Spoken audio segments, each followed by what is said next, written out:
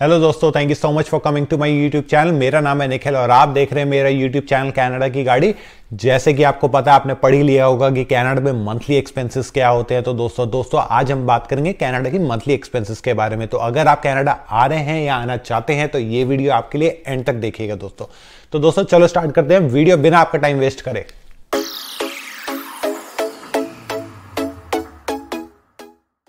दोस्तों कनाडा में सबसे बड़ा और सबसे पहला एक्सपेंस आता है रेंटेड अकोमोडेशन का। तो रेंटेड अकोमोडेशन की अगर बात करें तो अगर आप डाउनटाउन में रेंटेड अकोमोडेशन लेंगे तो 1 बेडरूम 1 वॉशरूम और लिविंग एरिया जिसका स्क्वायर फीट होगा 500 से 550 स्क्वायर फीट, वो कम से कम आपको 2000 के आसपास के रेंज का मिलेगा। लेकिन अगर आप डाउनटाउन से 30 किलोमीटर दूर जाके रहेंगे, जो कि बहुत अच्छी जगह होती है रहने के लिए, तो ये रेंटेड अकोमोडेशन 1600 से $1700 के आसपास हो जाएगा 1 बेडरूम और 1 वॉशरूम। इसके अलावा दूसरे ऑप्शंस क्या होते हैं?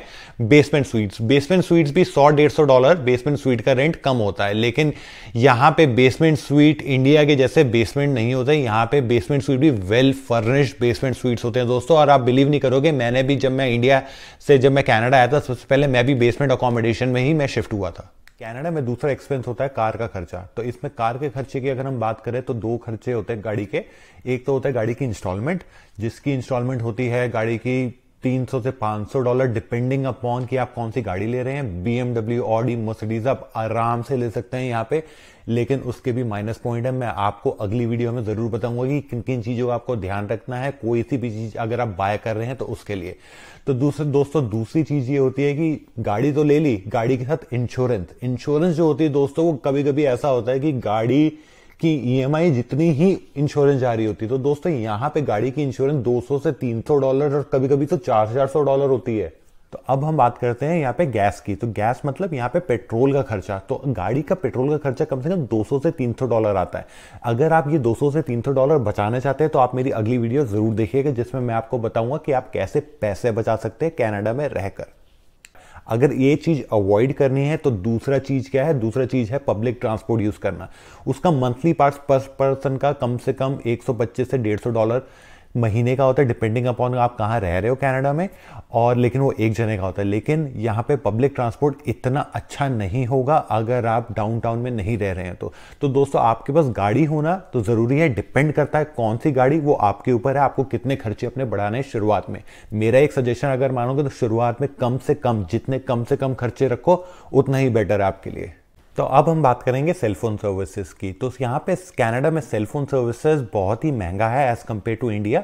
यहाँ के अच्छे नेटवर्क्स में आते हैं रॉजर्स, बेल, कूडो और फाइडो। यहाँ के अच्छे नेटवर्क्स है जिसका पर मंथ कॉस्ट आपको $50 to $60 पड़ेगा, डिपेंडिंग अपॉन आप किस टाइप की डील ले रहे हो और कितना आपको इंटरनेट चाहिए। दूसरे साइड पे अगर आप उसके साथ सेलफोन अटैच करना चाहते हैं, जैसे कि अगर आप कॉन्ट्रैक्ट में सेलफोन चाहिए तो उसके $50 to $60 डिपेंडिंग अपॉन कौन सा मॉडल का आप फोन ले रहे हैं। तो अगर आप पर मंथ की पर पर्सन की बात करेंगे तो कम से कम $110 विद कॉन्ट्रैक्ट अगर न्यू फोन के साथ लेंगे।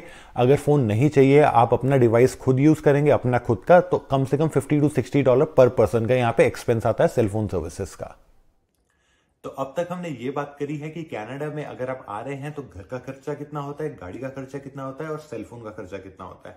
अब हम बात करेंगे कि गाड़ी तो हो गई, घर भी हो गया, सेलफोन भी हो गया, ग्रोसरी का कितना खर्चा है। तो अब हम बात करेंगे ग्रोसरी के खर्चे की। तो दोस्तों अगर आप फैमिली हो 2 से 3 लोगों की, तो ग्रोसरी का खर्चा कम से कम $300 से $400 आराम से आता है, जिसमें फ्रूट्स, वेजिटेबल्स और राशन वगैरह सब मिला के $400 से $100 का खर्चा आएगा ही आएगा दोस्तों। अब हम बात करेंगे होम इंटरनेट के बारे में। तो होम इंटरनेट कनाडा में कम से कम $80 से $100 के बीच में आता है, डिपेंडिंग अपॉन आप कितनी स्पीड का इंटरनेट ले रहे हैं। लेकिन अगर आप लकी है तो आपको लैंडलॉर्ड भी इंटरनेट प्रोवाइड करता है फ्री ऑफ कॉस्ट, जो कि रेंट पे इंक्लूडेड होता है। दोस्तों मेरी नेक्स्ट वीडियो एक आने वाली है जिसमें मैं आपको बताऊंगा टिप और ट्रिक्स कि आप कनाडा में कैसे पैसे बचा सकते हैं। तो प्लीज लाइक कीजिए, सब्सक्राइब कीजिए, शेयर कीजिए, मोटिवेशन मिलता है दोस्तों। Other expenses. तो अदर एक्सपेंसेस में आते हैं जैसे अगर आपने मूवी देख ली या रेस्टोरेंट में जाके खाना खा लिया या थोड़ी बहुत अगर आपने अपनी पर्सनल शॉपिंग कर ली, तो कम से कम उसके $300 से $400 एवरी मंथ आपको अलग रखने पड़ेंगे।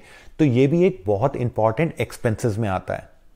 तो ये सारे खर्चे आते हैं अगर आप कनाडा में सेटल होना चाहते हैं। अब बात करते हैं कि ये सारे खर्चे पूरे करने के लिए जॉब कैसे मिलेगी। तो दोस्तों लास्ट वीक मैंने एक वीडियो अपलोड करी थी how to get a job in Canada, आप वो भी चेकआउट कर सकते हैं, नीचे डिस्क्रिप्शन बॉक्स में उसका लिंक है। मेरे चैनल को लाइक कीजिए, सब्सक्राइब कीजिए, शेयर कीजिए। नेक्स्ट वीक मैं एक नई वीडियो लेकर आऊँगा जिसमें मैं आपको बताऊँगा कि आप कनाडा में अगर रहना चाहते हैं तो आप पैसे कैसे सेव कर सकते हैं। Till then, thank you so much.